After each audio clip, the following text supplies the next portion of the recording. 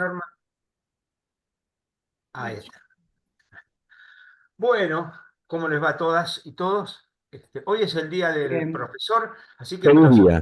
me lo saludan al señor rector, por favor. De veras. ¿Eh? Sí, Yo el profesor recordé también. saludar. Bueno, Felicidades, feliz día, Feliz querido día, profesor día Eduardo. para todos también, sí, para sí. todos los profesores. Me Claro. había Gracias. olvidado. Bueno, Bueno, hoy nos toca hablar del Evangelio de Lucas, pero ya desde el principio les informo, y lo vamos a ver, por supuesto,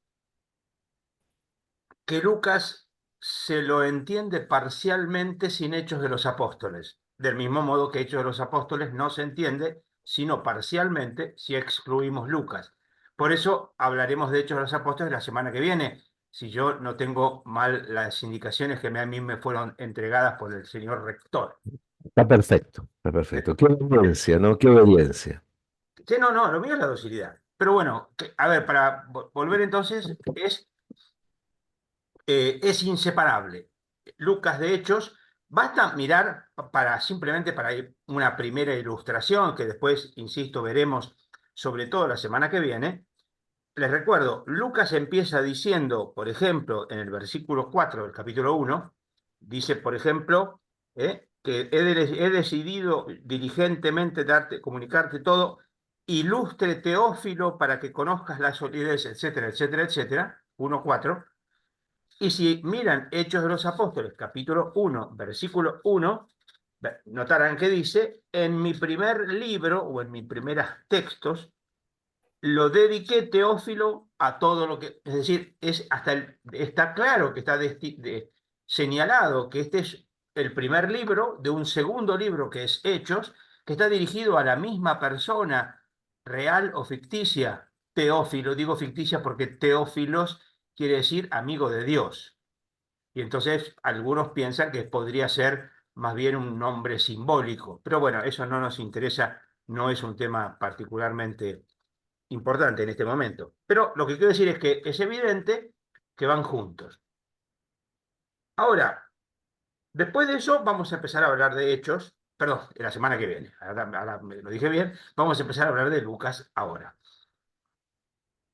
Si ustedes miran, también verán que, al igual que Mateo, Lucas tiene lo que, entre comillas, se ha llamado Evangelios de la Infancia. Tenemos dos capítulos, 1 y 2, en los cuales se nos habla de Jesús más propiamente antes de su ministerio, ministerio mesiánico. Un Jesús que está eh, niño, es presentado, circuncidado, etc. Bueno, de eso algo veremos.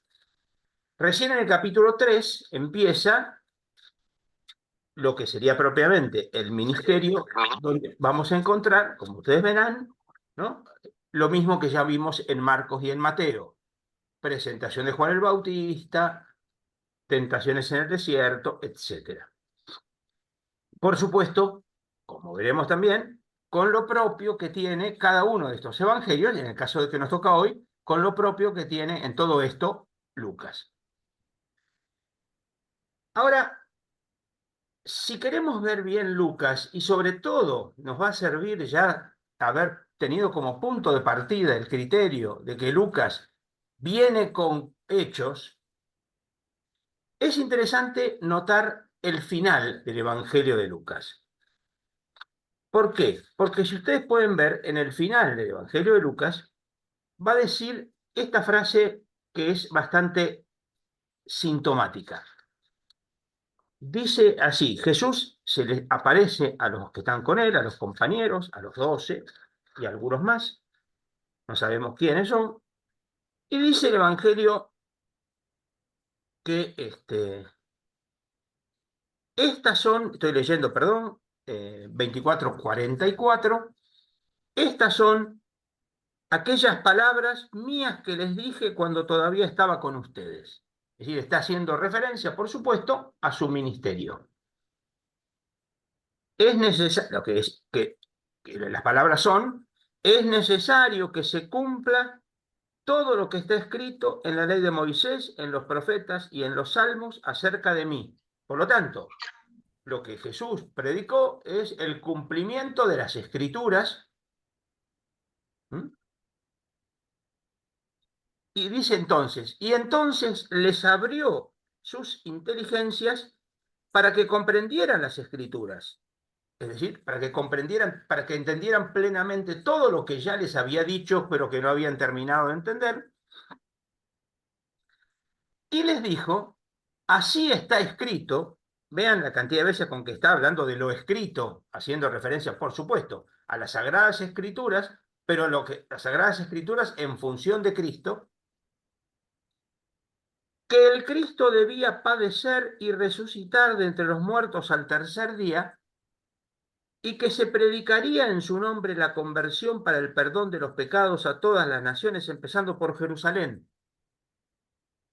A ver, si ustedes recuerdan, habitualmente la predicación cristiana estaba concentrada particularmente, por ejemplo, no es la única, pero se puede ver 1 Corintios 15, 3, en la muerte y resurrección según las Escrituras. Acuérdense, 1 Corintios 15, 3. Está escrito que Cristo murió por nuestros pecados según las Escrituras, que fue sepultado y resucitó al tercer día según las Escrituras. Y se apareció, etc. Eso es 1 Corintios 15, 3 y 4.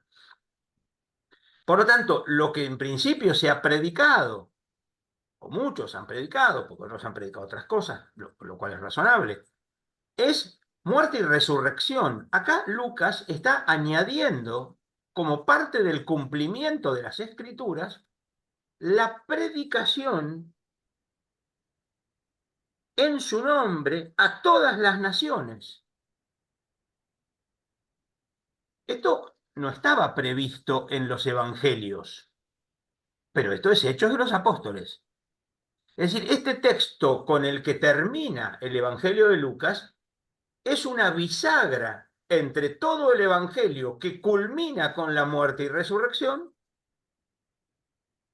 y la predicación, empezando por Jerusalén, con la que va a comenzar Hechos de los Apóstoles hasta el final de su obra. No sé si esto se entiende, pero ustedes vean que Lucas está agregando un tercer verbo: morir, resucitar, predicar. Con lo cual nos va a dejar claro que Hechos de los Apóstoles forma parte del mismo combo salvífico. Morir, resucitar según las Escrituras, y predicar en su nombre la conversión para el perdón de los pecados. Esto empezando por Jerusalén. Término importantísimo en Lucas, como veremos enseguida. Pero entonces vean esto, y este es el primer punto de partida. Lucas expresamente, en su mismo evangelio, en la conclusión, donde está escrito, todo esto apuntó acá. Les abrió la inteligencia para que comprendieran todo lo que vino haciendo Jesús, todo lo que vino predicando Jesús desde el principio del evangelio. Acá se entiende, porque esto tiene que ver con el cumplimiento de las Escrituras, que tiene todavía una tercera parte, la predicación a todas las naciones. Hechos de los Apóstoles. No sé si con esto les queda más o menos claro, pero vean que tenemos entonces bien específico el motivo por el cual Lucas escribe y cómo este escrito tiene dos grandes partes: Lucas, Hechos. Si ustedes esto lo tienen claro, ya podemos entonces avanzar con toda la primera parte, Lucas, para avanzar con la segunda parte, Hechos, la semana que viene. Voy a hacer igual que la semana pasada con Mateo. Voy a omitir por un ratito, después vamos a hablar, por supuesto, los dos capítulos introductorios, o los dos capítulos que podemos llamar de la preministeriales, por decirlo con otro nombre.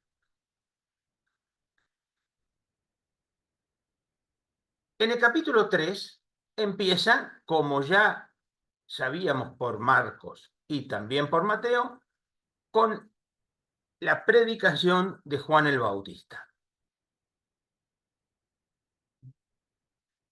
Después de la predicación de Juan el Bautista, va a haber un paréntesis sobre qué pasó con Juan el Bautista, que fue detenido por Herodes, el bautismo de Jesús, una larga genealogía. Acuérdense que vimos una genealogía en Mateo, ¿no? Y después las tentaciones en el desierto. Como ven, tenemos acá la referencia a la prisión de Juan, que en los otros dos evangelios está en el medio del evangelio, acá está en el comienzo. La genealogía, como una que hay en Mateo, la tenemos acá después del bautismo de Jesús.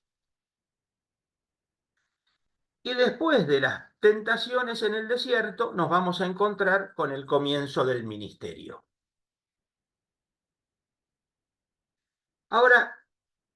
Ahora sí vamos para el principio, capítulo 1 en adelante.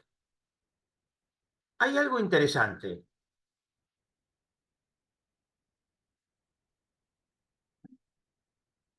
Lucas empieza con 4 versículos, casi podríamos decir solemnes. Si alguno de ustedes se anima al griego, léalos en griego. ¿Por qué lo digo? Porque es el mejor griego de todo el Nuevo Testamento. Es el griego más exquisito, más pulido. Es tal cual como escribía un gran escritor griego en la introducción de una obra. Que, como les dije, lo que quiere hacer expresamente es narrar los acontecimientos que se han vivido para ilustrar a Teófilo, un amigo de él, probablemente. Acá lo llama Ilustre Teófilo, si se acuerdan, en Hechos de los Apóstoles, como vimos hace un ratito, lo llama Querido Teófilo. Perdón, el primer libro lo dediqué Teófilo a todo lo que Jesús hizo y enseñó. Ahora, es interesante que después de haber empezado con un griego excelente, a partir del versículo 5, Lucas empieza a utilizar un griego común, un griego koiné. Como si dijera, miren, yo puedo hablar en el mejor griego, pero voy a hacer un griego popular para que todos me lo entiendan.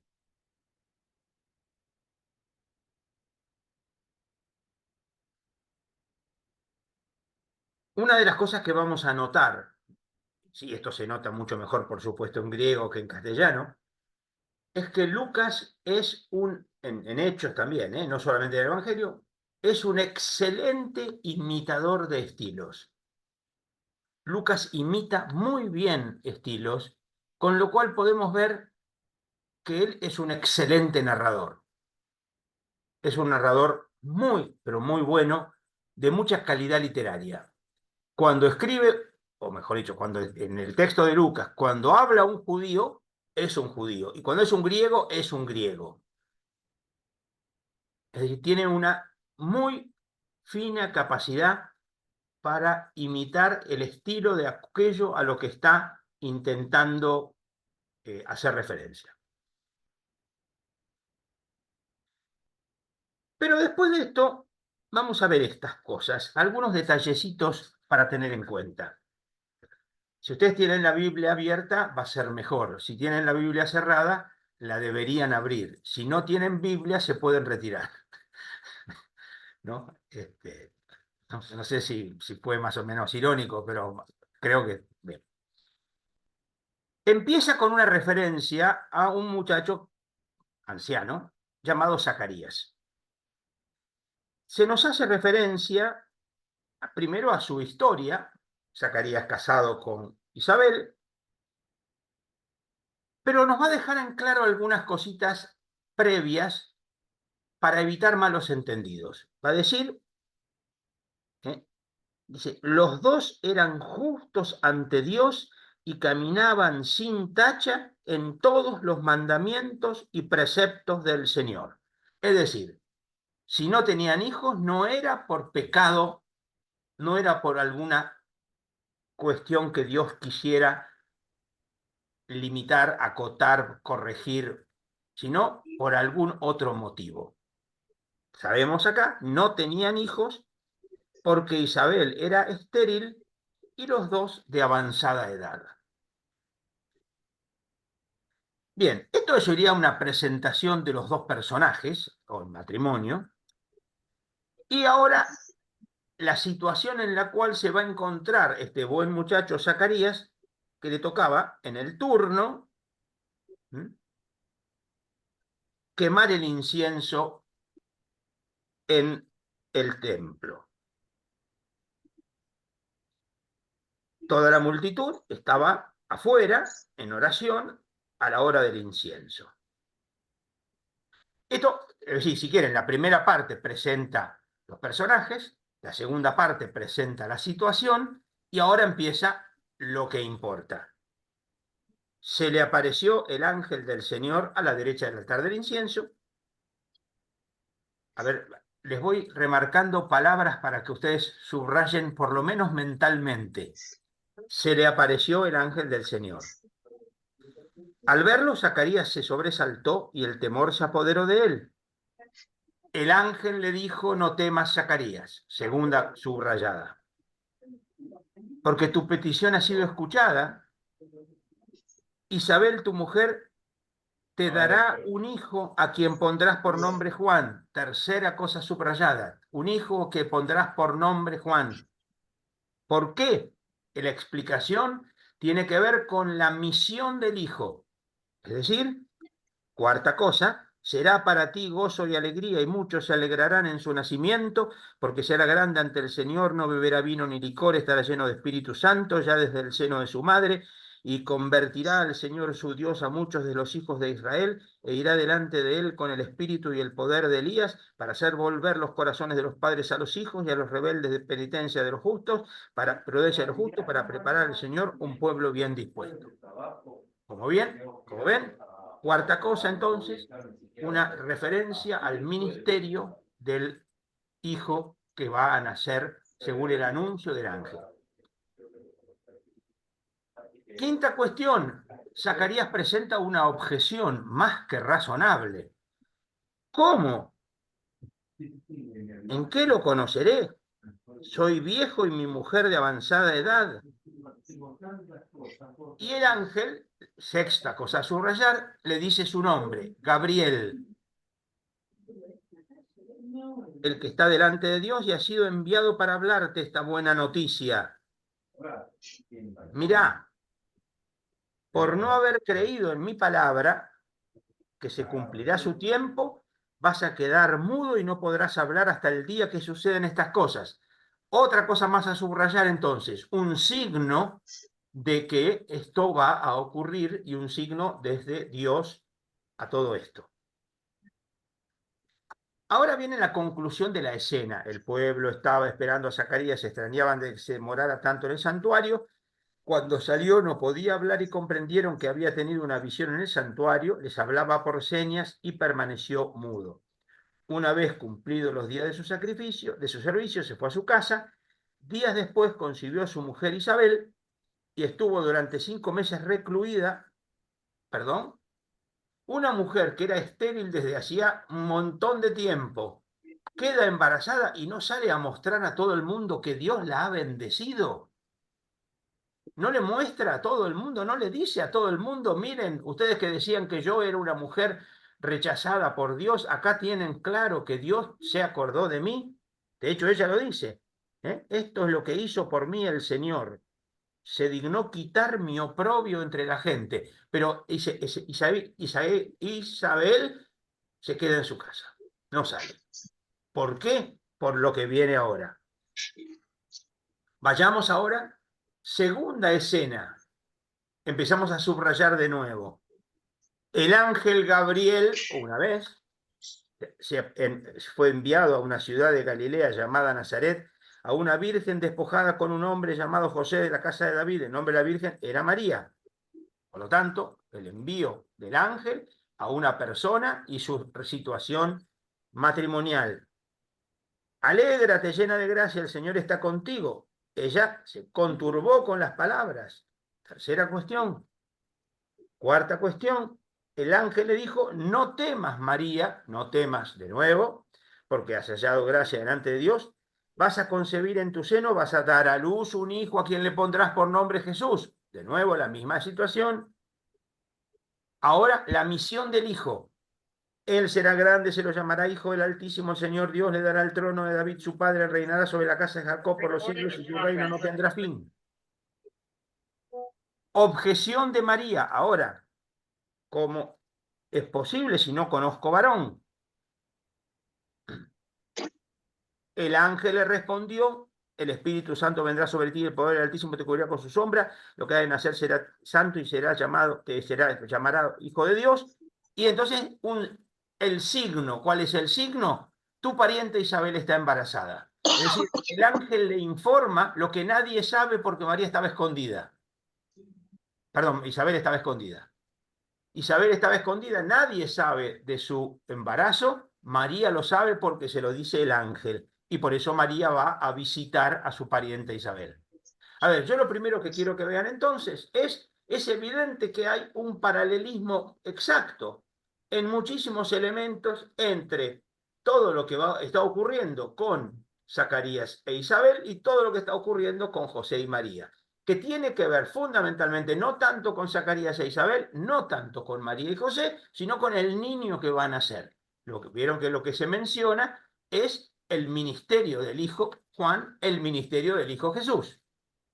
¿Está bien? En realidad, propiamente hablando, estos dos relatos, más que anuncio a María, es un anuncio a María, por supuesto, pero más que un anuncio a María, es un destacar el rol que va a jugar el hijo, como antes se le dijo a Zacarías el rol que va a jugar su hijo Juan. Vean, dejamos de lado por unos minutos la visitación y el canto, y miren cómo sigue. 57. Se le cumplió a Isabel el tiempo de dar a luz y tuvo un hijo. Oyeron sus vecinos y parientes que el Señor había hecho tan misericordia, se congratulaban con ella. Al octavo día fueron a circuncidar al niño, querían ponerle el nombre de Zacarías como su padre, pero su madre dijo, se ha de llamar Juan. Y entonces acá hay algo interesante, le preguntan por señas a Zacarías cómo quiere que se llame. ¿Lo ven en el versículo 62? Y él pidió una tablilla y escribió, Juan es su nombre, y todos quedaban admirados. Entre paréntesis, Zacarías era mudo, no sordo, le podían preguntar, no hace falta que le pregunten por señas, ¿no? Digo,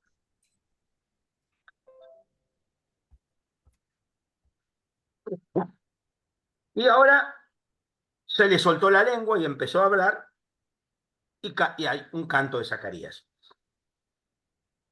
¿Cómo termina toda esta parte? El niño crecía y su espíritu se fortalecía, vivió en lugares desiertos hasta el día de su manifestación en Israel. En el capítulo 2, ¿qué nos dice?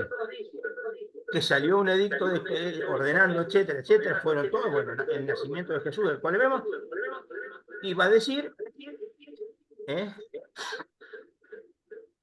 que María se le cumplieron los días del alumbramiento y dio a luz a su hijo primogénito. Versículo 7. Cuando se cumplieron los 8 días para circuncidarlo, se le puso el nombre de Jesús, el que el ángel antes le había concebido. Dice lo mismo. Y después de esto, termina el texto diciendo,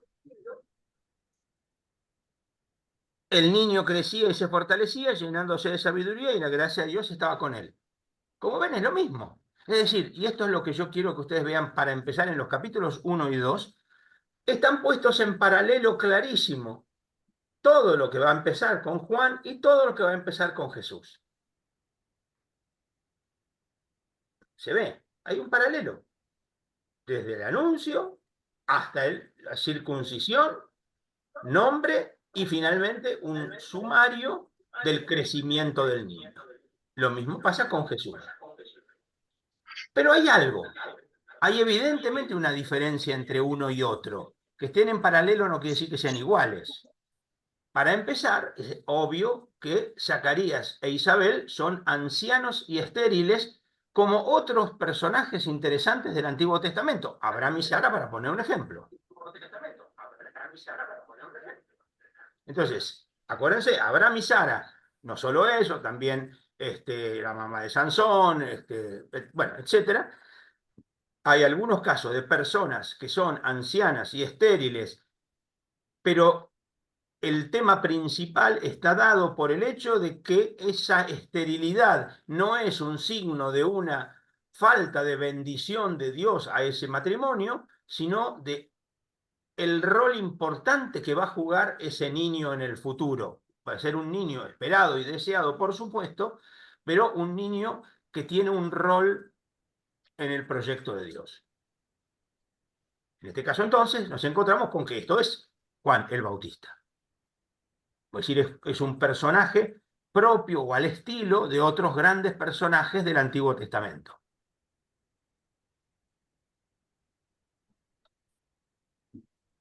Pero el otro caso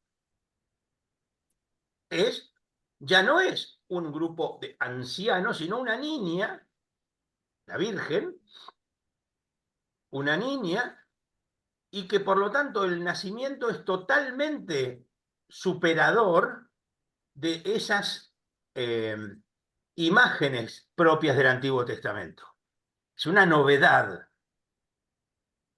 Y esto queda expresado particularmente en el momento que las dos mujeres se encuentran.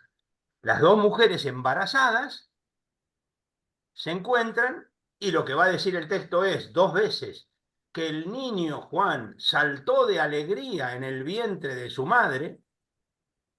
Yo no sé, las mujeres acá presentes, creo que hay varias, las que han estado embarazadas, ¿cómo saben si el niño en el vientre salta de alegría o porque tiene hipo? Bueno, hipo no creo que tengan el líquido amniótico, pero digo, ¿cómo saben de que el salto es de alegría? Está claro que lo que está destacando acá Lucas es fundamentalmente un criterio de evangelizador. Juan está ya, antes de nacer, Juan ya está anunciando. Pero la clave está dada por la frase, Isabel le va a decir a María, la madre de mi Señor. Listo. Es decir, estar en paralelo, pero uno es el Señor. Listo. Y el otro salta de alegría porque está ahí. ¿Se entiende, no?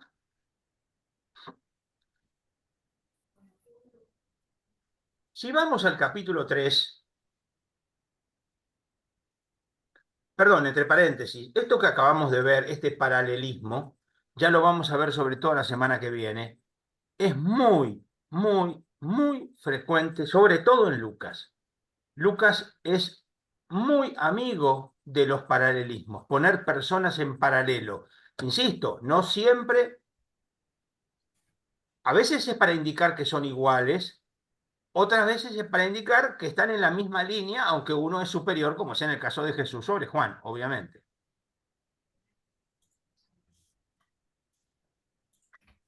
Bien, miren cómo empieza el capítulo 3. Dice, el año 15 del imperio de Tiberio César, siendo Poncio Pilato procurador de Judea, Herodes, tetrarca de Galilea, Filipo, su hermano, tetrarca de Iturea y de Traconítida, y Lisanias, tetrarca de Abilene, en el pontificado de Anás y Caifás, fue dirigida la palabra de Dios a Juan, hijo de Zacarías, en el desierto.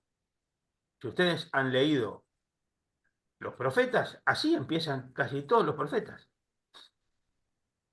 Así empiezan casi todos los libros de los profetas. Lo que está claro es que con el mismo modo de escribir, que como les dije, Juan imita muy bien, perdón, Lucas imita muy bien, Lucas nos está queriendo destacar que Juan es un profeta.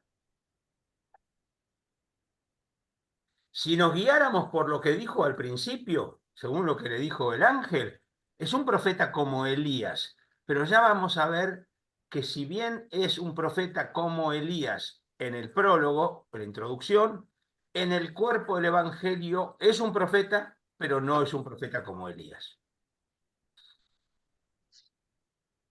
Si miramos, notarán, lo que ya vimos no lo voy a repetir, lo que más o menos vimos en Marcos o en Mateo, pero lo interesante es que después de que se presenta la predicación de Juan, 3 grupos le van a decir a Juan el Bautista, nosotros qué tenemos que hacer. Miren, la gente le preguntaba qué debemos hacer, versículo 10. Los publicanos le dijeron, maestro, ¿qué debemos hacer? Versículo 12. Y los soldados, nosotros qué debemos hacer? Versículo 14.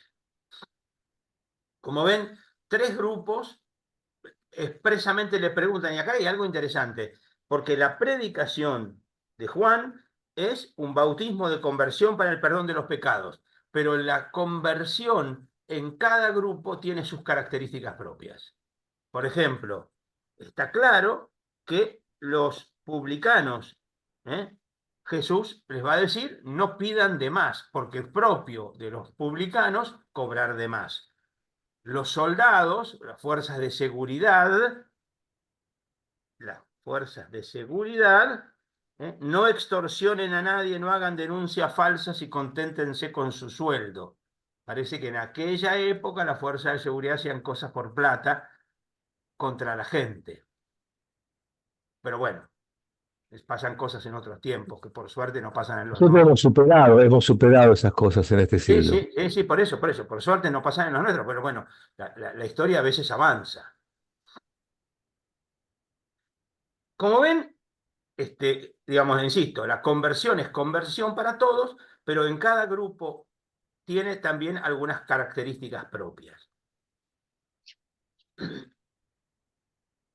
Y acaba de decir algo interesante, Lucas, que algunos se preguntaban si Juan el Bautista no sería el Cristo, lo cual ya invita a pensar, porque hubo una época que duró varios años o varios siglos, en las cuales hubo grupos que interpretaban que Juan el Bautista había sido el Mesías. Esto lo dice en el versículo 15, siempre en el capítulo 3, ¿no? Pero Juan va a dejar claro que él no es digno de desatar la correa de los sandalias, aquel que viene, que está a punto de llegar. ¿Mm? Y lo que hacía Juan, es interesante, anunciaba al pueblo la buena noticia. En realidad, tengan en cuenta que en Lucas, más que hablar de la buena noticia, Lucas usa el verbo evangelizar. Mientras Mateo y Marcos usan más el sustantivo, el evangelio, Lucas prefiere el verbo evangelizar. Pero bueno, eso es interesante nomás. Ahora, y acá hay algo curioso. Lucas nos va a explicar, nos va a contar la historia, pero nos va a dejar con un problema. Fíjense, pero Herodes, versículo 19, el tetrarca, reprendido por él por el asunto de Herodías, la mujer de su hermano, y por todas las malas acciones que había hecho, añadió a todas ellas la de encerrar a Juan en la cárcel. Por lo tanto, a nivel narrativo, Juan está preso. Y si ustedes miran el verbo, mírenlo en la Biblia, por favor, Jesús se bautiza. El pueblo se estaba bautizando, bautizado Jesús, es decir, no hay un bautizador, insisto, narrativamente, yo no estoy negando el hecho histórico, estoy hablando del hecho teológico, narrativo, que dice en este caso el Evangelio. Es decir, bautizado Jesús como si se hubiera autobautizado. Acuérdense que hay una cuestión interesante, pero muy breve la menciono. A los cristianos de las primeras comunidades les costó mucho entender que Jesús fuera bautizado por Juan, por dos motivos fundamentales. Primer motivo principal, el bautismo era una confesión pública de los pecados personales. ¿De qué pecados se va Jesús a confesar públicamente? Si Jesús viene y dice, yo soy un pecador y vengo a arrepentirme de mis pecados, Juan, bautízame. Yo les quiero decir, si Jesús tenía pecado, nos vamos, ¿eh? Nos vamos todos. ¿Mm? Ahora, el otro hecho es que además es incomprensible que un inferior como Juan bautice a un superior. Nosotros ya sabemos desde el principio del Evangelio que Jesús es superior a Juan. Acuérdense que en el Evangelio de Mateo, Juan le dice a Jesús, yo soy el que tengo que ser bautizado por ti, dejemos que se cumpla toda justicia, le dice Jesús, con todo lo que significa justicia en Mateo que vimos la semana pasada. Bueno, acá tenemos ahora que Juan no está. Jesús se bautiza. De hecho, hay algo fundamental, y esto es clave en la teología de Lucas. Si se acuerdan, en Marcos y también, pero no tanto, en Mateo, todo lo que se esperaba para el final de los tiempos ocurre en el bautismo de Jesús. Si se acuerdan, se abre el cielo, una voz de Dios, hay un profeta, baja el Espíritu, es decir, todo se... ¿no? Y ahí empieza el ministerio de Jesús. Bueno, acá no. En el Evangelio de Lucas, todo ocurre ¿por qué? No porque Jesús se bautiza, sino porque Jesús reza. Miren cómo dice el texto. Bautizado Jesús, se hallaba en oración, se abrió el cielo, bajó sobre el Espíritu Santo en forma corporal como una paloma, y vino una voz del cielo, tú eres mi hijo que yo te he engendrado hoy. Como ven, ahora hay una voz que todo el mundo puede escuchar. Acuérdense que en Marcos la voz la escuchaba solamente Jesús. ¿Me siguen o no? Después de esto, Lucas nos va a presentar una genealogía. La genealogía es al revés de la de Mateo. ¿Se acuerdan? La de Mateo empieza con Abraham y termina con José. Acá empieza con José y termina con Adán. Es decir, va para arriba, no para abajo, ¿no? Es ascendente. Jesús tenía al comenzar unos 30 años, se creía que era hijo de José, hijo de Eli, hijo de Matat, hijo de Leví, hijo de Melqui, etc. Como ven, la genealogía acá es simplemente hijo de, hijo de, hijo de. ¿Mm? Y como vean ustedes, la larga lista de todo esto termina con Adán, hijo de Dios. Acá no está haciendo referencia a la preexistencia del verbo, el hijo unigénito del Padre por quien todo fue hecho, no, acá está hablando, digamos, de la generación, pero lo que interesa acá es, mientras en Mateo el acento estaba puesto en Abraham y en David, por lo tanto, en el cumplimiento de las promesas, acá en Lucas el acento está puesto en el universalismo. Jesús viene y Jesús es hijo de Adán. Es para todos, cosa que ya lo iremos viendo enseguida.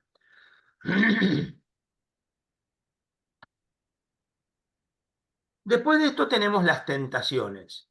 Si se acuerdan, las tentaciones, en Marcos no hay tentaciones detalladas, sino que hay simplemente referencia a las tentaciones, mientras que en Mateo tenemos 3 tentaciones.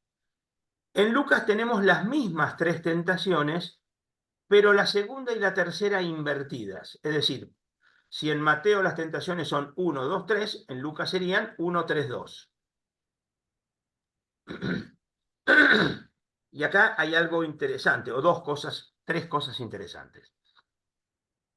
Primera cosa interesante, Lucas, como ya veremos enseguida, apunta todo hacia Jerusalén. Y entonces la tercera tentación es en Jerusalén.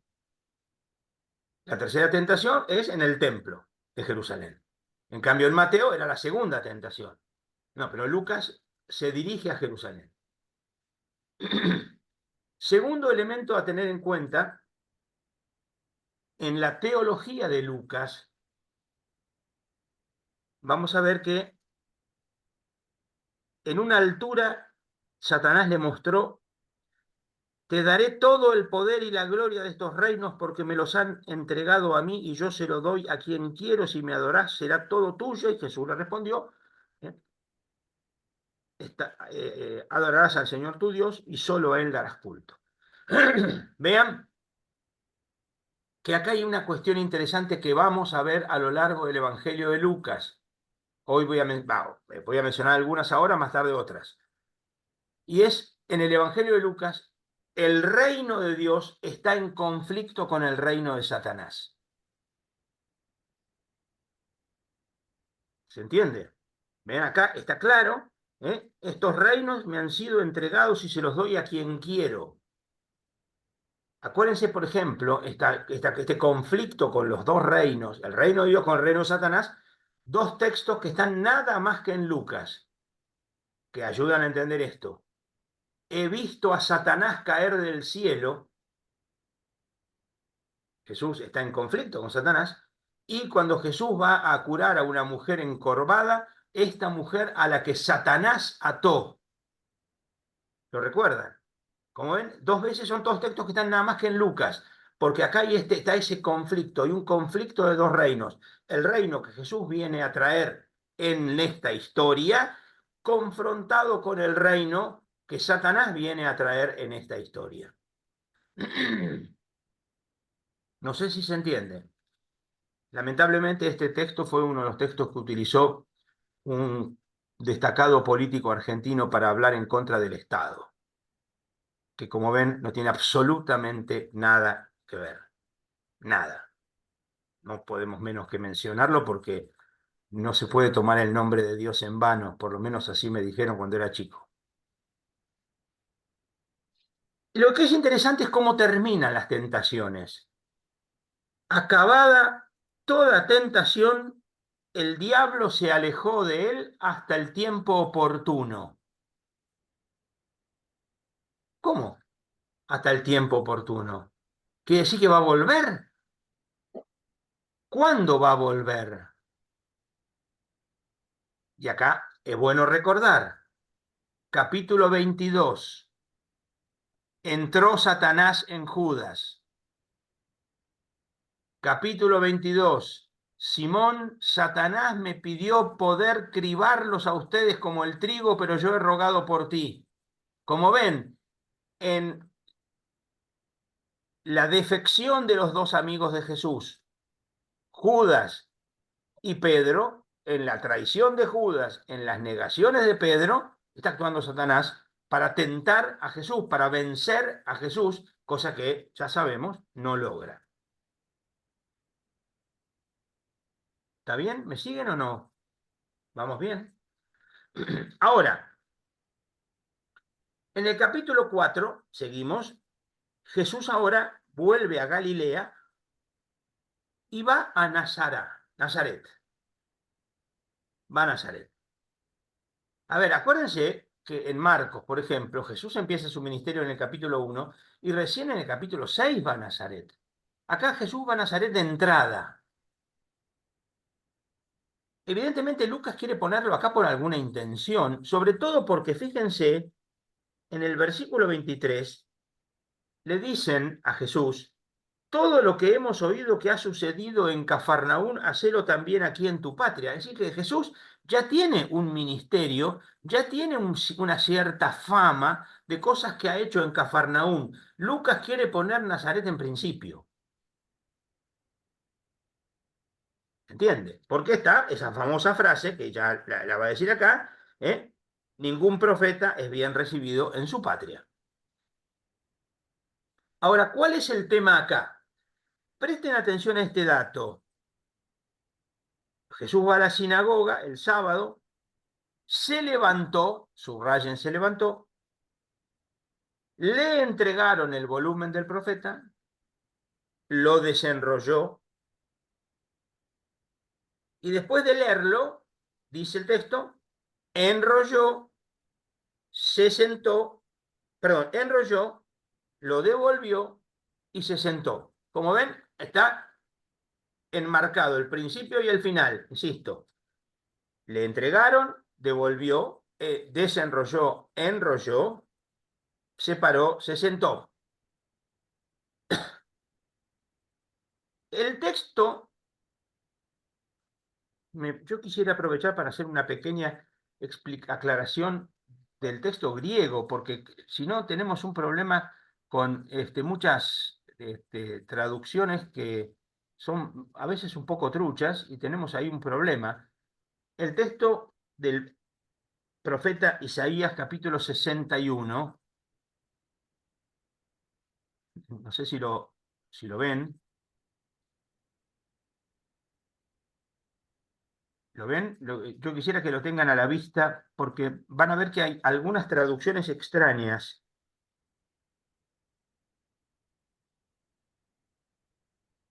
Miren, dice, el Espíritu del Señor está sobre mí, hasta ahí no tenemos problema. ¿Mm?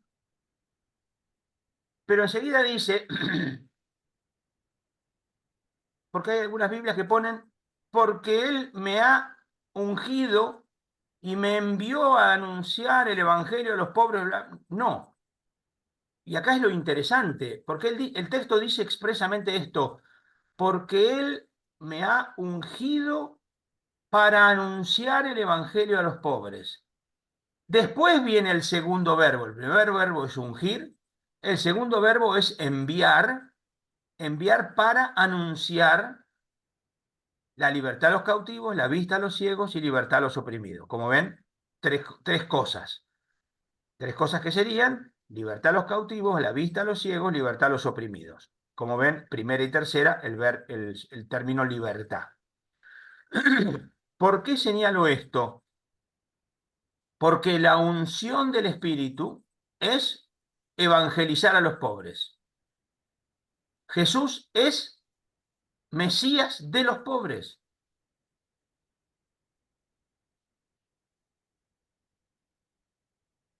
No sé si se entiende. Jesús es Mesías de los pobres. Porque, a ver, el verbo ungir, el me ha ungido, es Cristo. Cristo es el ungido. Cristo es el Mesías. Es decir, el Espíritu lo ungió, el Espíritu lo cristificó, si quieren llamarlo así, para evangelizar a los pobres. Después vienen en el segundo verbo, enviado para estas otras tres acciones. Libertad, dar la vista, libertad.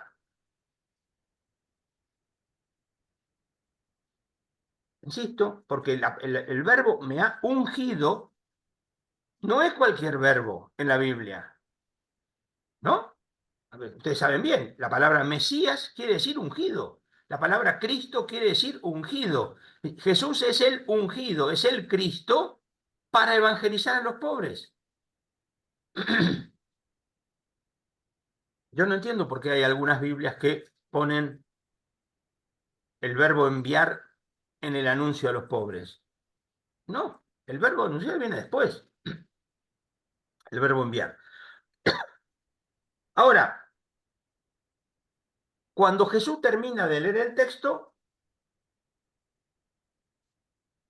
estaban todos con los ojos fijos en él y Jesús va a decir esto. Esta escritura que acaban de oír se ha cumplido hoy. Punto. Nada más. Sería bueno que los curas predicaran así de corto, ¿no? Pero bueno, ¿no? Esta escritura se ha cumplido hoy. Punto. Y todos se quedaban maravillados. Es interesante, presten atención al término hoy en Lucas. En Lucas el término hoy no es cualquier término. Hoy se ha levantado un profeta. Zaqueo, hoy tengo que alojarme en tu casa.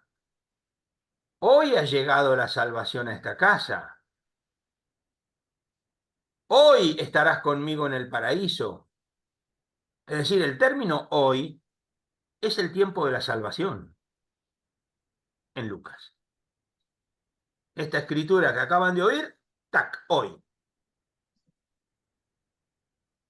Ahora, cuando la gente empieza a poner en duda todo lo que Jesús dice, médico, cúrate a ti mismo, lo que hacías en Cafarnaún, Jesús que le va a decir ningún profeta es bien recibido en su tierra, Jesús va a meter la pata, cosa que suele hacer con mucha frecuencia. En realidad mete la pata porque la gente no suele querer escuchar lo que Jesús tiene para decir. En realidad no es él el que mete la pata, sino nosotros que metemos el oído. Pero bueno, porque va a decir, si ustedes miran dos textos en paralelo, muchas viudas había en Israel, muchos leprosos había en Israel. En tiempos de Elías, en tiempos de Eliseo, pero a ninguno fue enviado Elías, pero a ninguno fue purificado, sino la viuda de Sarepta, sino Naamán el sirio. Como ven, está en claro paralelo uno y otro. Está claro que está en paralelo Elías y Eliseo. Está claro que está en paralelo el beneficio a una mujer y un varón, es decir, la viuda y el leproso, que ya nos invita a estar alerta.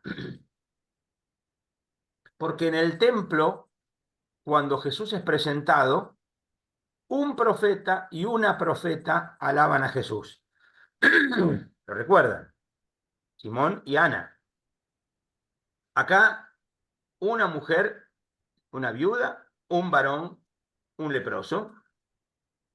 Vamos a encontrar después un varón que pierde una oveja, una mujer que pierde una moneda, un varón que pone la levadura, la mostaza, una mujer que pone la levadura, y otros casos más en el cual uno empieza a preguntarse, Lucas está claro que quiere poner en un mismo nivel varones y mujeres en la comunidad.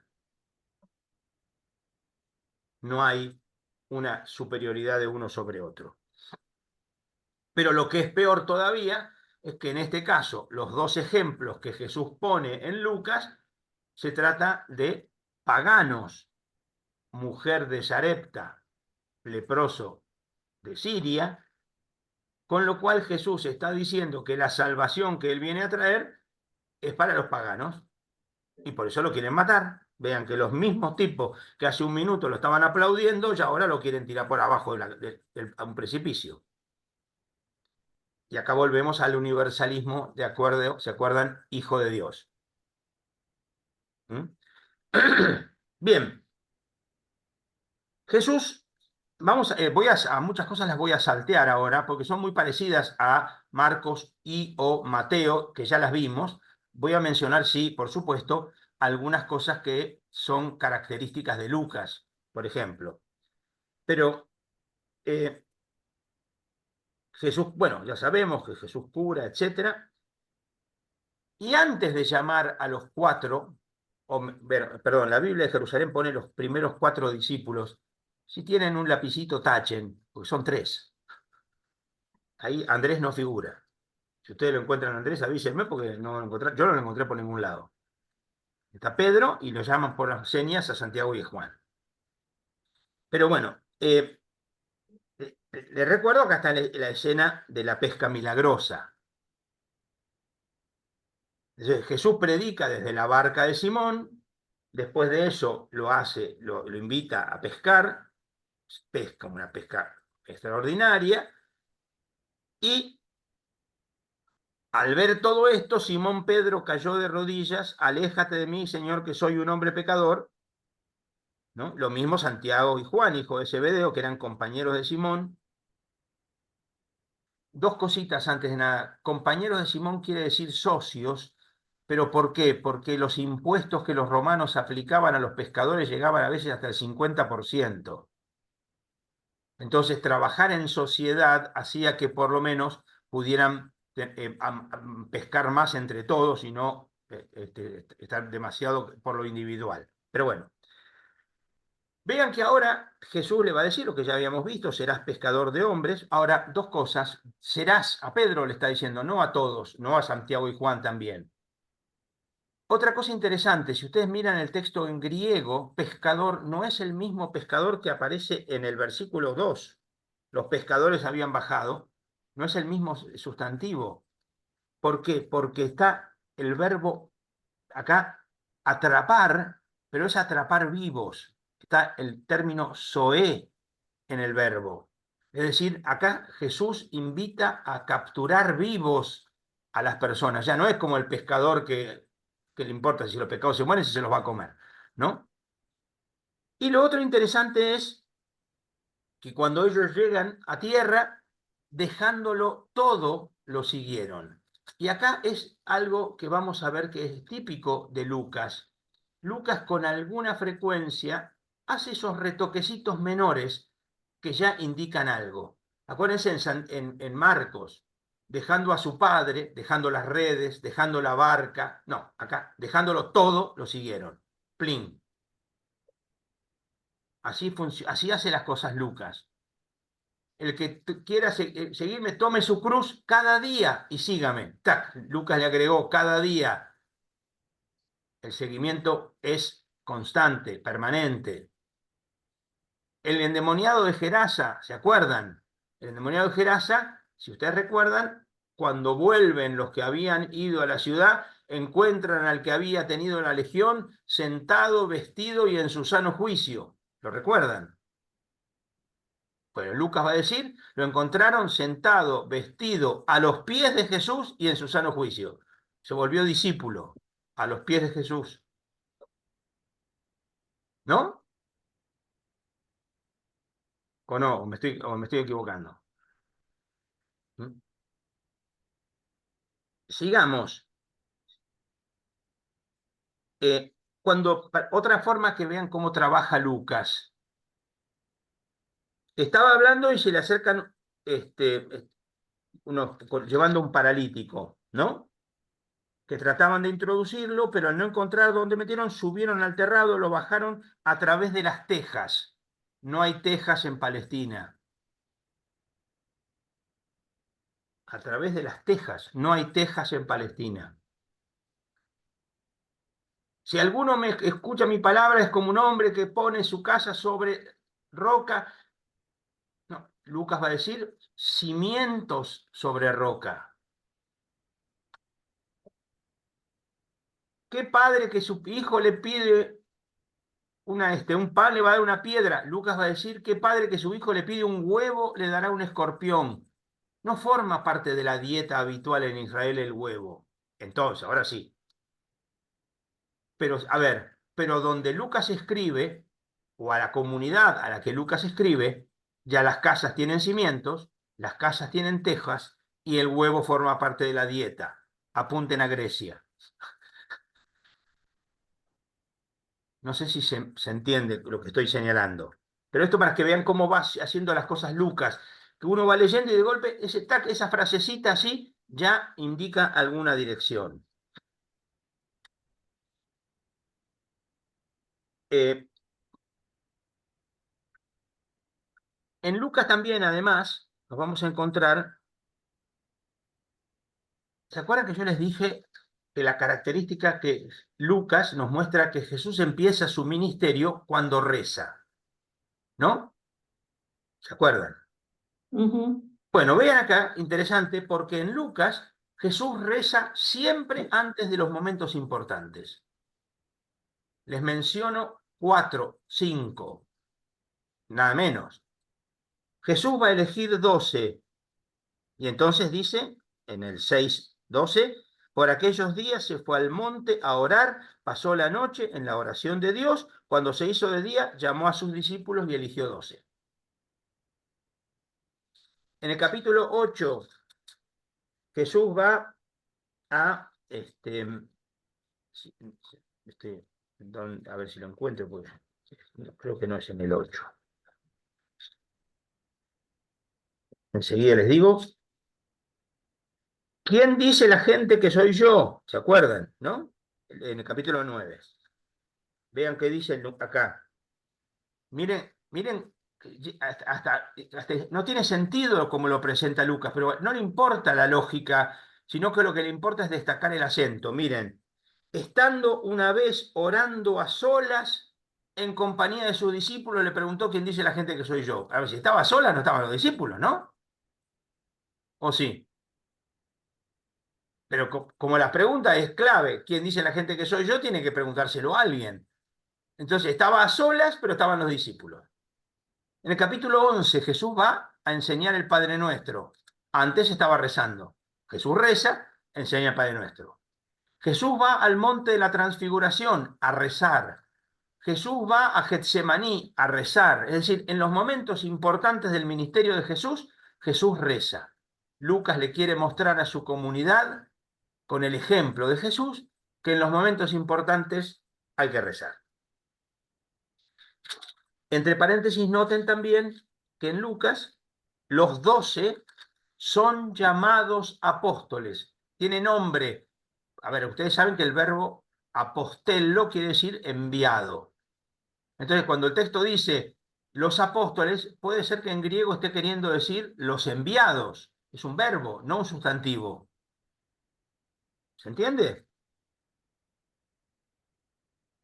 No sé si se entiende. Pero cuando dice los enviados llegaron, a veces la traducción dice los apóstoles llegaron.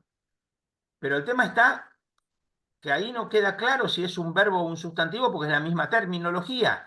En cambio, miren acá, eligió 12 entre ellos a los que llamó también apóstoles. Ya está, acá tienen nombre. En Lucas, y esto lo vamos a ver muy claro en la semana que viene, en Lucas los apóstoles son los 12, no más. Si ustedes miran, en Marcos no queda claro quiénes son los apóstoles. En Pablo, díganle a Pablo que no es uno de los 12, que no es apóstol, y agárrense la ira de Pablo. Bánquense la ira de Pablo si le dicen que no es apóstol. ¿Acaso no soy yo apóstol? Va a decir en 1 Corintios 9:1. ¿Acaso no soy yo apóstol? En el Evangelio de Juan, apóstol hay uno solo, que es Jesús. Es decir, cada evangelio tiene su propia teología del apostolado. Decir los 12 apóstoles está bien, pero es la teología de Lucas, no es la teología, por ejemplo, de Pablo. Bien. Vamos ahora a las bienaventuranzas, porque acá hay algo importante. ¿Se acuerdan que habíamos visto la semana pasada que las bienaventuranzas de Mateo eran 8 más 1? En cambio, si ustedes miran Lucas, las bienaventuranzas son 4 con su correspondiente parte negativa. Bienaventurado A y D. Y además dirigida a ustedes, no a aquellos que, como hace Mateo. ¿Se acuerdan de esto? Esto lo vimos, ¿no? Entonces, bienaventurados los pobres, bienaventurados los que tienen hambre ahora, bienaventurados los que lloran ahora, bienaventurados cuando los odien. Y después al revés, hay de ustedes los ricos, hay de ustedes los que ahora están hartos, hay de los que ahora tienen aflicción y llanto, ríen ahora, perdón. Acá hay algo para señalar, podríamos decir muchas cosas más, pero lo que es importante de tener en cuenta es que en Lucas las bienaventuranzas, o mejor dicho, la causa de la bienaventuranza es mala. No es bueno ser pobre, no es bueno llorar, no es bueno tener hambre, no es bueno ser perseguido. Lo que pasa es que como la situación va a cambiar, eso sí es bueno, porque van a reír, porque van a ser saciados, porque de ellos es el reino. ¿Se entiende? ¿Mm? No sé si se entiende, pero esta es la clave. Es decir, las bienaventuranzas en Lucas, la característica que tiene es la inversión de la situación. Tienen hambre, van a ser saciados, lloran, van a ser felices. ¿Mm? Entonces, la situación, la característica de la bienaventuranza en Lucas es la inversión de la situación, como ya lo había cantado la Madre de Jesús en el canto del Magnificat.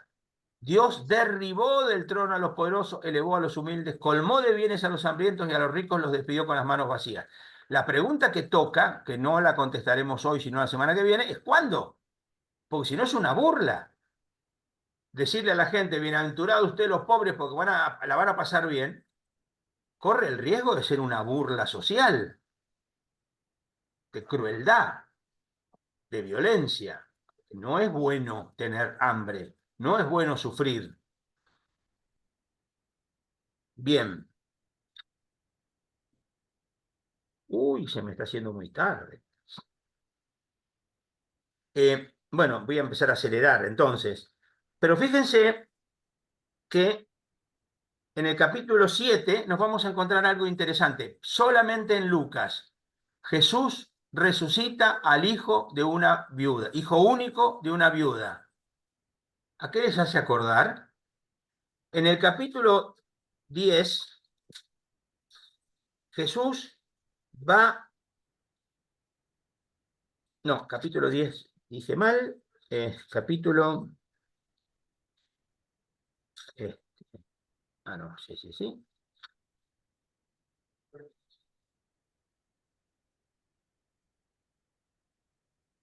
En el... bueno,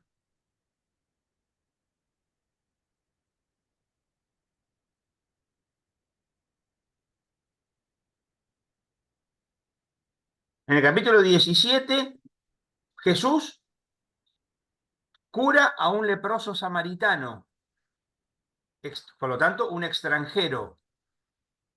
¿Qué es lo que estoy queriendo decir? Acuérdense de Elías y Eliseo, del capítulo 4, ¿no? En el capítulo 4, si se acuerdan, Jesús vino, digo, dice, a muchas viudas había, ¿a quién fue enviado Elías? A una viuda de Sarepta. Acá hay una viuda en Naín, que Jesús le resucita el hijo, como le resucita el hijo a la viuda de Sarepta.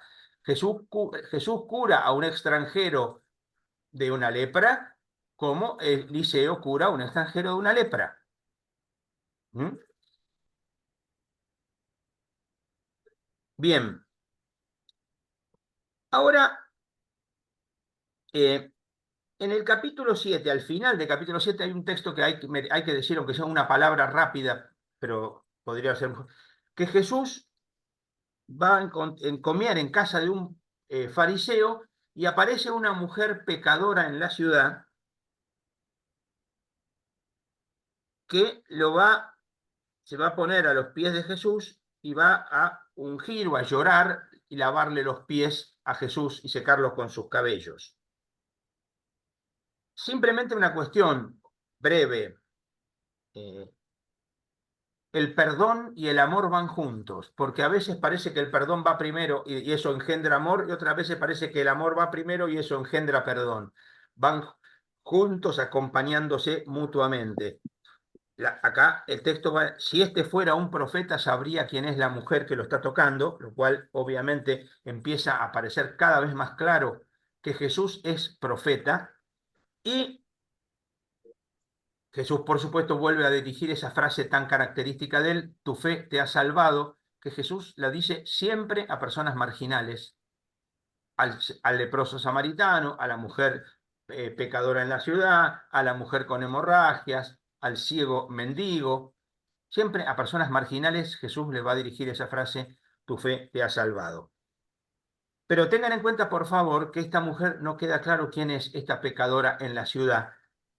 Digo para que, por favor, exculpen de todas nuestras tonterías históricas a la pobre María Magdalena, que no tiene nada que ver con esa mujer.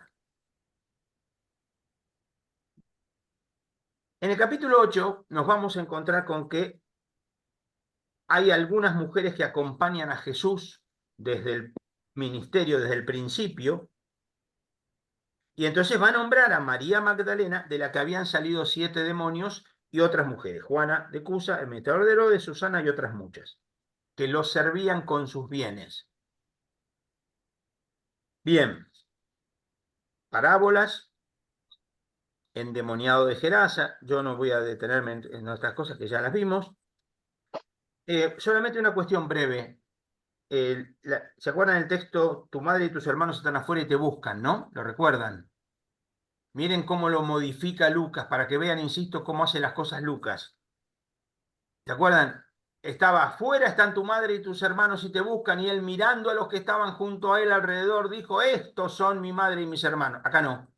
Acá le dicen: a tu madre y tus hermanos están fuera y te buscan, y él dice: mi madre y mis hermanos son los que oyen la palabra de Dios y la cumplen. No dice ellos no. Ellos también pueden serlo si escuchan la palabra de Dios y la cumplen. ¿Se entiende? Es decir, no hay una exclusión de la madre y los hermanos en este texto de Marcos, de Lucas, perdón.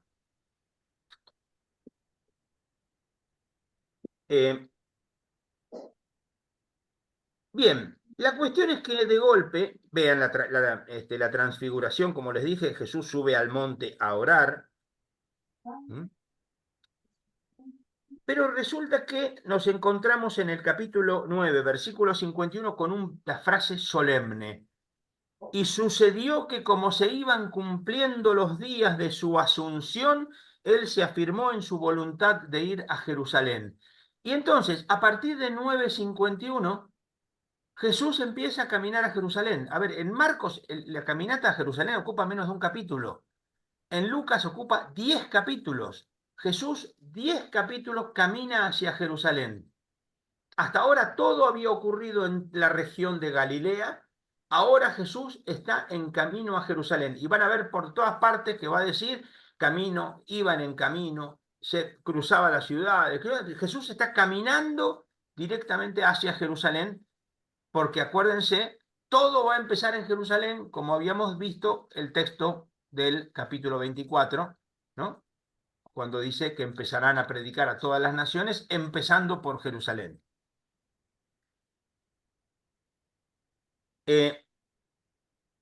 Jesús, ¿se acuerdan dos textos de Mateo? Te seguiré donde quiera que vayas, y el otro que le dice, déjame antes despedirme de mi Padre. Lucas va a agregar un tercero. Déjame antes despedirme de los de mi casa. Antes el otro le ha dicho, déjame enterrar a mi padre, ¿no? Déjame despedirme.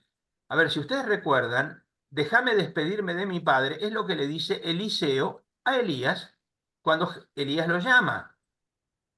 Que Elías le dice, sí, cómo no, andá a despedirte de tus padres. Jesús le dice, no, nada de despedida. El que pone su mano en el arado y mira para atrás no es digno del reino. Poner la mano en el arado era lo que estaba haciendo Eliseo. El seguimiento de Jesús es más estricto que el de Elías y Eliseo. Punto.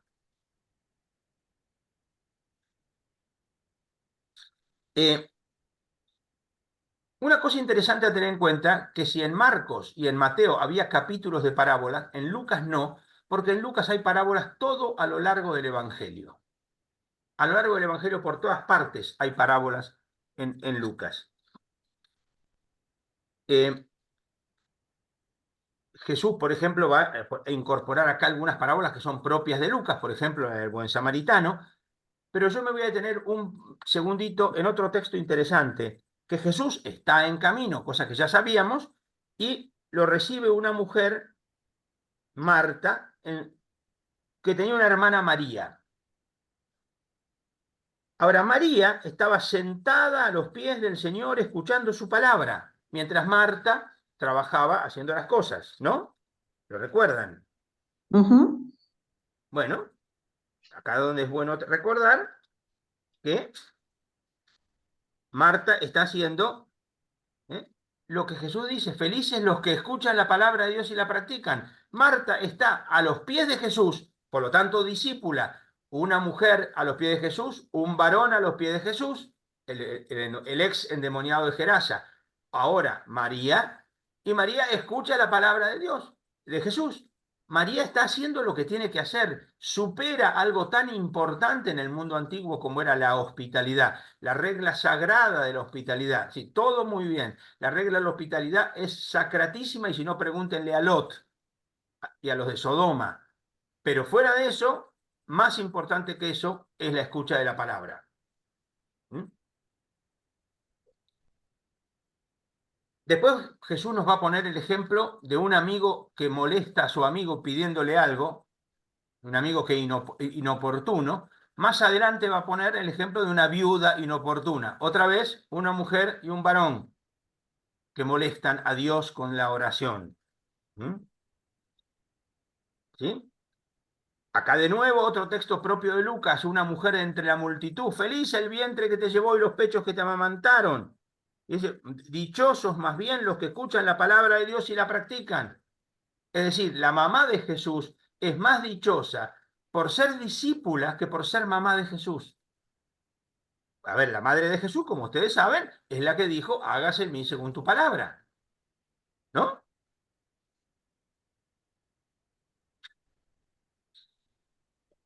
Jesús sigue caminando a Jerusalén, y nos vamos a encontrar con bueno, un tema típico, alguien que lo invita a comer a Jesús, y Jesús, a partir de algo que ocurre en la comida, Jesús va a contestar con tres cosas bastante poco diplomáticas. Una es hablar críticamente de los que eligen los lugares principales en las comidas. Pero eso era fundamental en aquel tiempo. No me da el tiempo para explicar la importancia de la elección de los lugares. Pero Jesús lo que dice es, si vos sos, invitado a una vez, andá y ponete en el último lugar. Es decir, vos decile a todo el mundo, este es mi lugar. ¿Se entiende? El último. Lo mismo cuando invites a alguien. No invites al que te puede devolver, invita a los que no te pueden devolver. Invitar a los que te pueden devolver es muy fácil. Es como hacer un asado para los diputados que te votaron a favor. Ah, no, ese es otro ejemplo, no tiene nada que ver. Pero Y en tercer lugar, va a poner el ejemplo de unas bodas, ¿eh? Un hombre que da una gran cena, invita a la gente, que por supuesto que si se hace una gran cena, se ha invitado con mucho tiempo, y los tipos le dan excusas falsas. A ver, compré una yunta de bueyes, tengo que probarlos. ¿Y qué? ¿Que compraste una yunta de bueyes sin probarlos? Te compré un campo, lo tengo que ver. ¿Qué? ¿Compraste un campo sin verlo? Me acabo de casar. ¿Qué? ¿Te casaste en la fecha que habías quedado que ibas a venir? No, ver, los tipos no quieren ir. ¿Y por qué no quieren ir? Porque ese señor va a poner en la mesa a los pobres, a los ciegos, a los lisiados y a los cojos. Es decir, me va a poner a mí sentado al lado de gente indigna.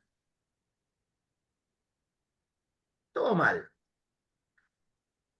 En este contexto, tres parábolas que no vienen, no puedo, ya estoy al borde del suicidio. Tres parábolas que son las parábolas que suelen llamar parábolas de la misericordia: una mujer, un varón que pierden una moneda, una oveja, y la alegría por la oveja encontrada, la alegría por la moneda encontrada. Y la otra parábola, mal llamada el hijo pródigo, si ustedes miran es interesante, la Biblia de Jerusalén pone el hijo pródigo entre comillas, como diciendo, así se la suele llamar, pero no es así el título. ¿Mm? ¿Y cuál sería el título en este caso concreto? Estamos ante dos personajes.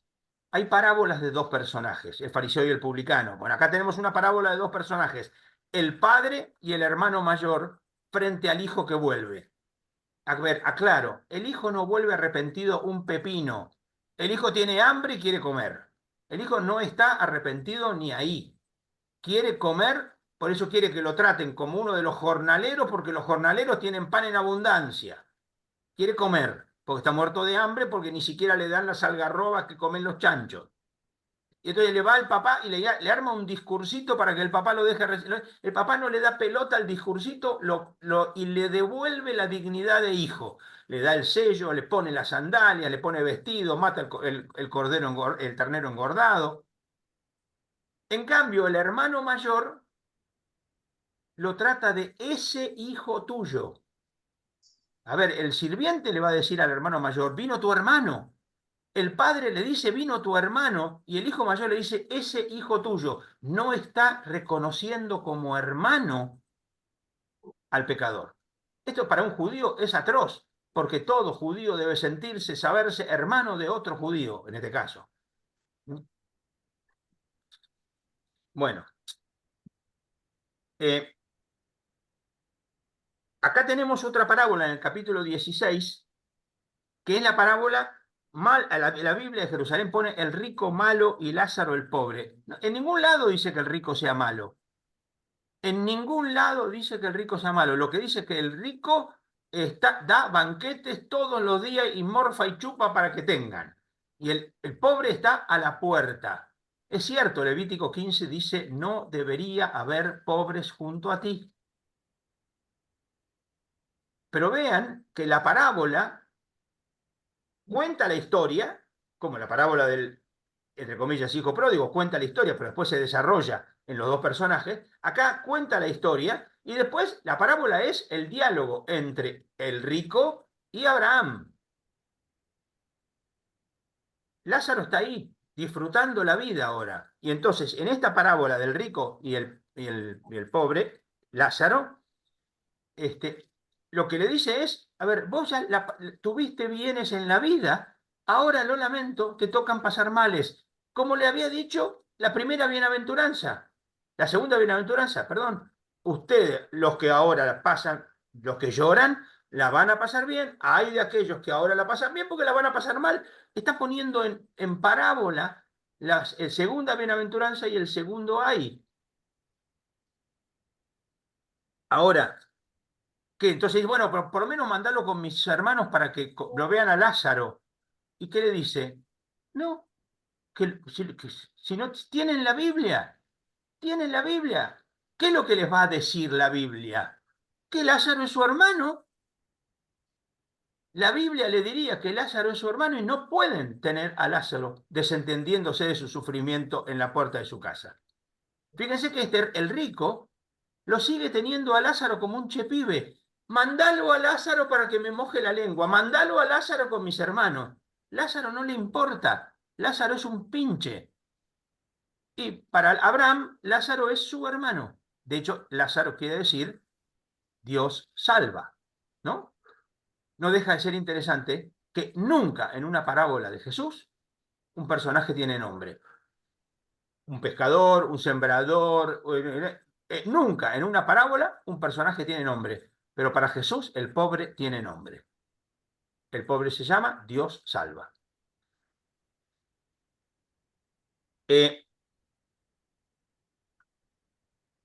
A ver, yo propongo esto, José Luis, si estás de acuerdo. Por supuesto que sí. Empieza la tercera parte de todo el Evangelio cuando Jesús llega a Jerusalén. Y entonces vemos la llegada de Jesús a Jerusalén con hechos la semana que viene. Bien. Yo quería hacerte una pregunta antes de No, hablar. de ninguna manera. Pero bueno, ¿qué iba a hacer? Con esto del final que dijiste, me gustaría por ahí si se puede aclarar alguna cosita. El nombre de Jesús es Dios salva también. Sí. El nombre de Lázaro es que es el pobre es Dios salva. Eleazar. Eleazar. Lázaro es el diminutivo de Eleazar. Perfecto. ¿Y el nombre qué significa? Él es Dios, por supuesto. Azar es salvar, acompañar. Por eso, digo, la similitud que hay entre el nombre de Jesús y el nombre que le pone a Lázaro, Sí. Lucas, como el pobre que salva, es importante quizás también, ¿no? Claro, sin duda, sin duda. Porque acá sí hay una identificación de Jesús, Dios salva, que es pobre, está todo en el Magnificat y todo lo que es eh, la sinagoga de Nazaret, todo eso, y acá la identificación del pobre que salva. Es muy fuerte eso, creo, como en Lucas también, ¿no? Me parece. No, no, y por supuesto, y de hecho, como vimos, de nuevo está que la situación cambia. Entonces volvemos a la pregunta, ¿pero cuándo va a cambiar la situación? Porque Claro. la situación, obviamente, no parece que cambie. Entonces, si le parece, después de la pausa lo dejamos para la semana que viene. Perfecto. Bueno, gente, quedamos esperando ahora, porque la verdad que Entonces, es pero muy loco. simplemente esto, vean, como Lucas está armado en tres grandes partes. Jesús en Galilea y la región de Galilea, Jesús en viaje a Jerusalén, y ahora Jesús llega a Jerusalén. Ahí es donde empezamos la semana que viene, y desde Jerusalén empieza la predicación Hechos de los Apóstoles. Muy bien. Bueno, Gracias. gracias. Gracias. Gracias.